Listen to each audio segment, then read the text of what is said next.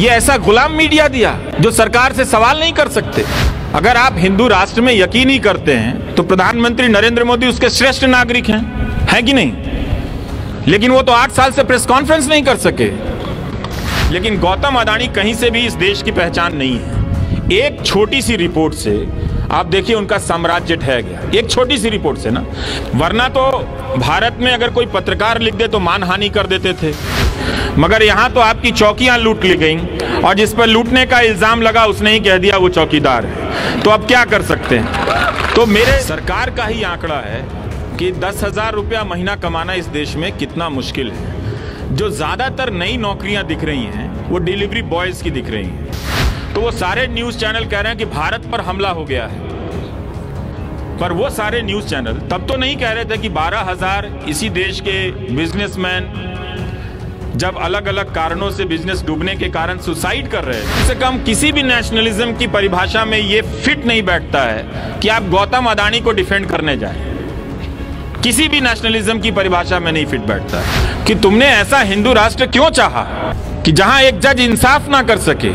तुमने ऐसा हिंदू राष्ट्र क्यों चाहा कि किसी अकेले को घेर कर मार दिया जाए। क्या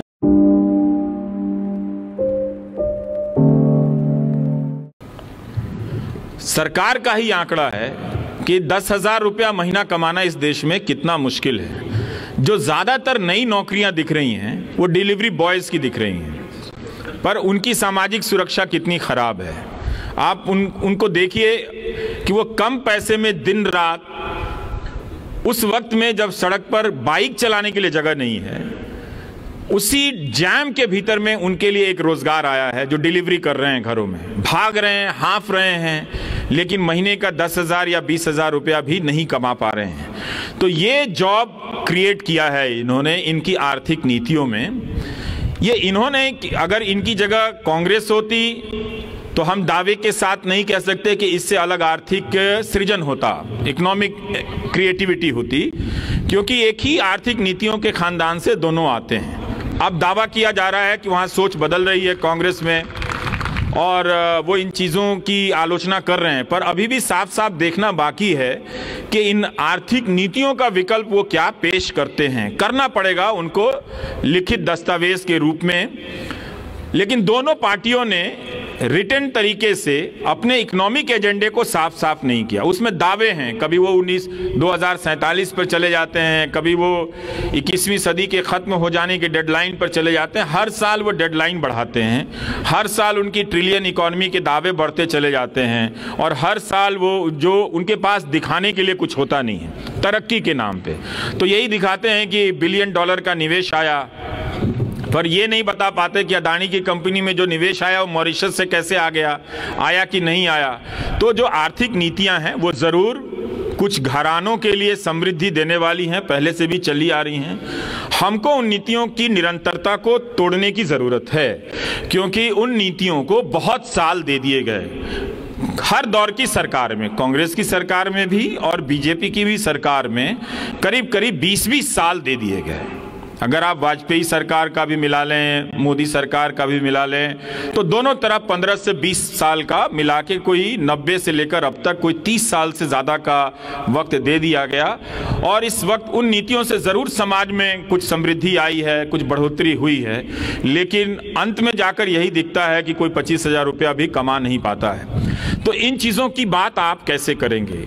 अब मुश्किल ये है कि इन चीज़ों की बात करना भी सरकार के खिलाफ बात करना हो गया है। कोई भी बात आप करें तो उसकी डिज़ाइन ऐसे की जाती है कि आप सरकार के खिलाफ बात कर रहे हैं, लेकिन ये तो जनता के हक की बात है कि आखिर कब तक लोग 10,000 या 15,000 की नौकरी करने के योग्य होंगे। 2021 या 22 में तो ये डेटा है कि 12,000 से ज़्यादा बिजनेसमैन ने सुसाइड किया है। अडानी राष्ट्रवाद, एक नया राष्ट्रवाद आया है, अडानी नेशनलिज्म। हमसे पहले कहा गया कि आपको इंडिया को डिफेंड करना है, तो चलो भाई इंडिया को डिफेंड करते हैं, चाहे जिसी भी वजह से करते हो। अब कहा जा रहा है कि इंडिया को डिफेंड करना है तो पहले अडानी को डिफेंड करना पड़ेगा। तो वो सारे न्यूज चैनल कह रहे हैं कि भारत पर हमला हो गया है, पर वो सारे न्यूज चैनल तब तो नहीं कह रहे थे कि 12,000 इसी देश के बिजनेसमैन जब अलग अलग कारणों से बिजनेस डूबने के कारण सुसाइड कर रहे थे, ऐसा तो नहीं हो सकता कि वो सुसाइड करने वाले सारे कांग्रेस के वोटर होंगे या सारे कोई लेफ्ट के वोटर होंगे। उनके भी वोटर होंगे, उनके भी समर्थक रहे होंगे, पर यह कैसी राजनीति है कि उनकी पार्टी के व्यापार मंडल भी, व्यापार मोर्चा भी अपने कारोबारियों की आत्महत्या पर बोल नहीं पाया।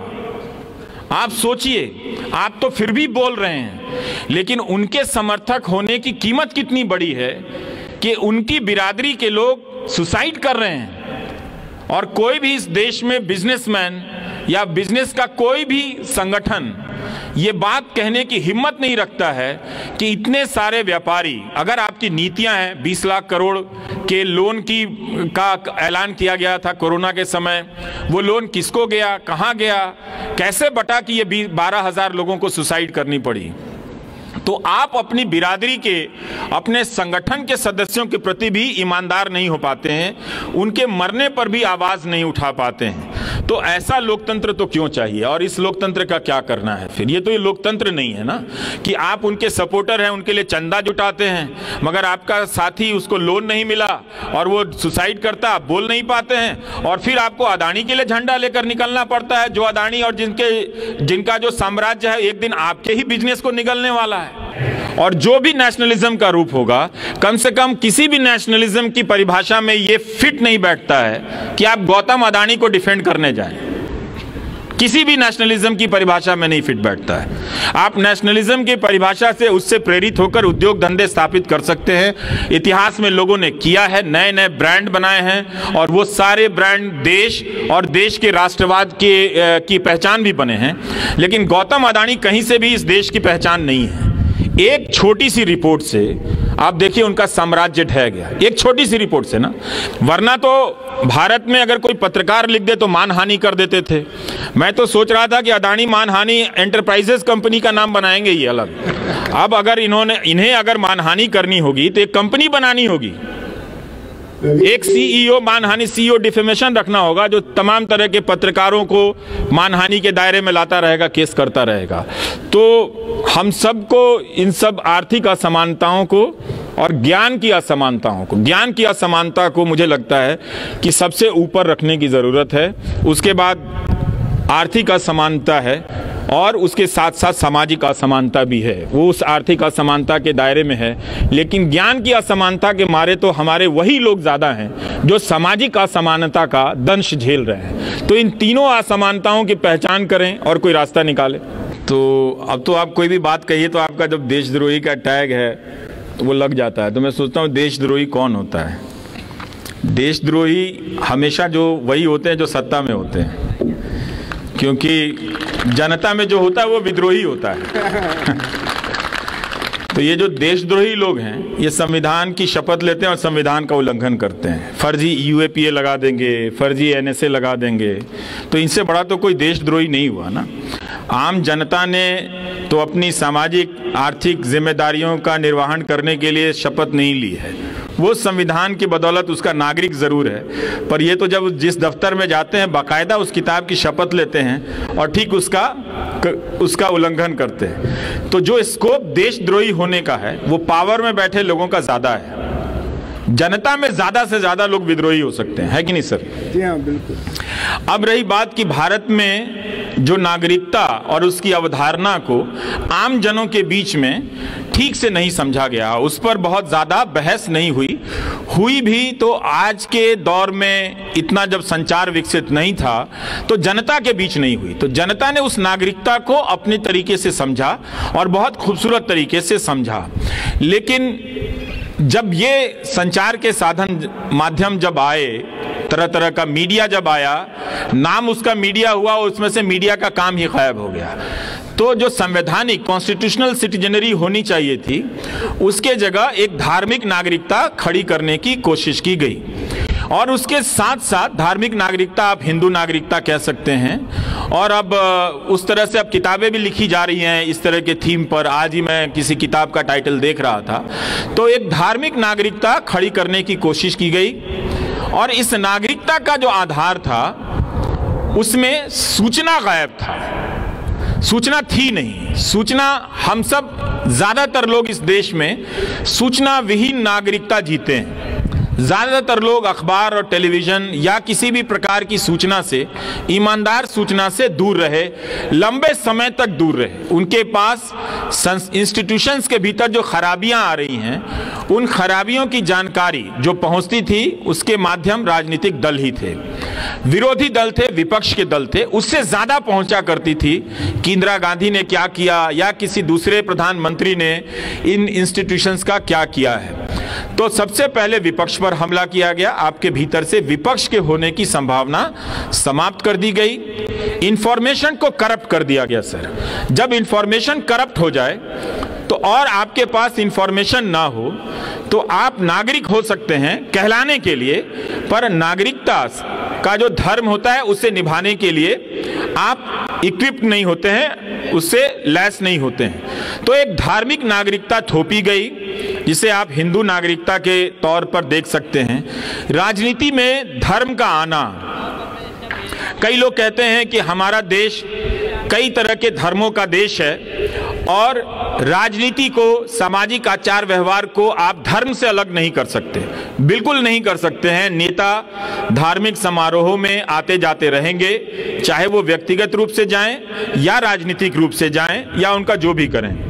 लेकिन मेरी अपनी समझ है कि राजनीति में जब धर्म आता है तो वो राजनीति में अधर्म पैदा करता है। राजनीति में जब धर्म आता है तो धर्म की राजनीति करने वालों के बीच वो साहस खत्म कर देता है, सत्य को सुनने की साहस खत्म कर देता है। धर्म की दुकान या धर्म का अस्तित्व या धर्म का महात्म्य, इंपॉर्टेंस जो है, रेलेवेंस जो है, इस बात पर है कि आप कुछ एथिकल कोड का पालन करेंगे। कोई भी रिलीजन इस बात का दावा करता है कि वो एक सर्टेन एथिकल कोड में विश्वास करता है, इसलिए वो धर्म के अनुयायियों को ये कहता है कि तुम झूठ मत बोलो, तुम सच बोलो। लेकिन यहां तो लोग गीता पर हाथ रखकर ही झूठ बोल रहे होते हैं और उस ऊपर से गीता जयंती भी मना रहे होते हैं। और अगर आप सच बोलें तो आपका जो प्लेटफॉर्म है, जिस कुर्सी पर हम दोनों बैठे हैं, पता नहीं कौन खरीद के ले जाए, तो वो भी गायब हो जाता है। तो एक ऐसे देश में जब धर्म की स्थापना राजनीति में या मुल्क के चरित्र के रूप में की जाए तो थोड़ा संदेह से देखना चाहिए। सेकुलर मुल्क वो मुल्क होता है जहां पर संविधान की बुनियादी समझ ज्यादा से ज्यादा हो। हम सेकुलर मुल्क थे, अभी भी हैं, उसे बदलने की बहुत कोशिशें की जाती हैं, कर भी चुके हैं बहुत हद तक, मगर उसकी आत्मा, उसके बीज अभी खत्म नहीं हुए हैं। लेकिन होता यह है कि संविधान की समझ इतनी कमजोर है लोगों में, उसके प्रति निष्ठा इतनी, उसे कमजोर इसलिए कहेंगे कि जानकारियां कम है। बहुत सारे लोग इस देश में मिल जाएंगे जिन्होंने संविधान की किताब नहीं देखी है। वो तो भला हो बहुजन मूवमेंट का कि बीएसपी की रैलियों से लेकर अंबेडकर जयंती की रैलियों में संविधान की कॉपी बिका करती है। आप और भी कोई, और ये मुझे लगता है, मैं दुनिया के हर देश में नहीं गया हूं, पर मेरा अपना मानना है, हो सकता है कि गलत भी हूं, मेरा अपना मानना है कि भारत ही एक अजूबा देश है जहां पर किसी भी वजह से, डॉक्टर अंबेडकर की वजह से ही सही, संविधान की कॉपी किसी की जयंती के नाम पर हो रहे मेले में बेची जाती है। लोग संविधान को गीत के रूप में गाते हैं और उनके गीतों में जो भीम गीत है, जो अंबेडकर के गीत हैं, जो मराठी में ज्यादा लोकप्रिय हैं और भी दूसरी भाषाओं में होंगे ही, उसमें संविधान का जो थीम है वो ज्यादा है। तो उस देश में भी अगर ये ना होता तो बहुत सारे लोग संविधान की किताब या कॉपी का दर्शन तक नहीं किए होते। अगर कांशीराम की राजनीति ना आई होती तो लोगों ने अंबेडकर की प्रतिमा तो देखी, पर यह नहीं देखा कि उस प्रतिमा में एक किताब भी है।